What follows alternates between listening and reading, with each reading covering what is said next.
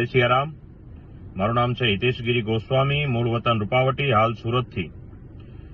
ત્રિપાક સાધુ સમાજ કે જે રામાનંદી સાધુ સમાજ, વૈષ્ણવ સાધુ સમાજ અને ગોસ્વામી પરિવાર કે જે પોતાના હક અને અધિકારની લડાઈ લડવા માટે 2022માં આપણે સૌ કોઈએ જોયું કે એક આંદોલન કરવામાં આવ્યું, પણ આચારસંહિતાના કારણે આપણે એને અલ્પવિરામ મૂકવામાં આવ્યો હતો। ત્યાર પછી હાલ આપણા હક અને અધિકારની લડાઈ માટે આપણે એક અભિયાન શરૂ કરવામાં આવ્યું છે, જેના અંતર્ગત સૌપ્રથમ દરેક જિલ્લાઓમાં ચિંતન શિબિરના આયોજનો થઈ રહ્યા છે। સૌપ્રથમ સુરતમાં ચિંતન શિબિરનું આયોજન થયું, ત્યારબાદ અમરેલીમાં ચિંતન શિબિરનું આયોજન થયું અને ત્યારબાદ રાજકોટની અંદર પણ ચિંતન શિબિરનું આયોજન થયું।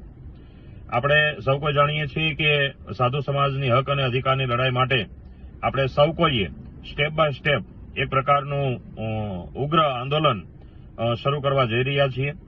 જો આંદોલન પહેલા સરકાર સાથે એક બેઠક થશે અને આ બેઠકની અંદર આપણા ખેડૂત ખાતેદારના જે પ્રશ્નો છે, એનટીડીએનટીના જે પ્રશ્નો છે અને સાથે સાધુ સંતો મહંતો મંદિરોના જે પ્રશ્નો છે, આ બધાને લઈને 12 થી 15 પ્રશ્નો આપણે તૈયાર કરવામાં આવ્યા છે આ 3 મિટિંગો દરમિયાન।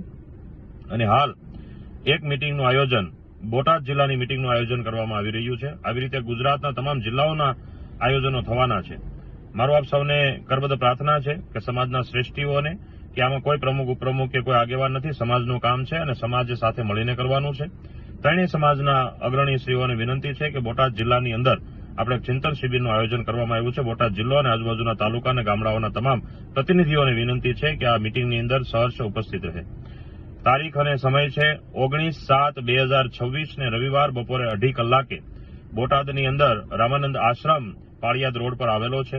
તે જગ્યા પર બપોરે 2:30 કલાકે આ કાર્યક્રમ ચિંતન શિબિરનું આયોજન કરવામાં આવ્યું છે। સહર્ષ આપ સૌ કોઈને કરબદ્ધ પ્રાર્થના છે અને વિનંતી પણ છે કે આ વિડીયો જો અનુકૂળ હોય તો દરેક વ્યક્તિ સુધી પહોંચાડશો, જેથી કરીને તમામ વ્યક્તિઓ, સમાજના અગ્રણીઓ, શ્રેષ્ઠીઓ, આગેવાનો આ બેઠકની અંદર આવી શકે।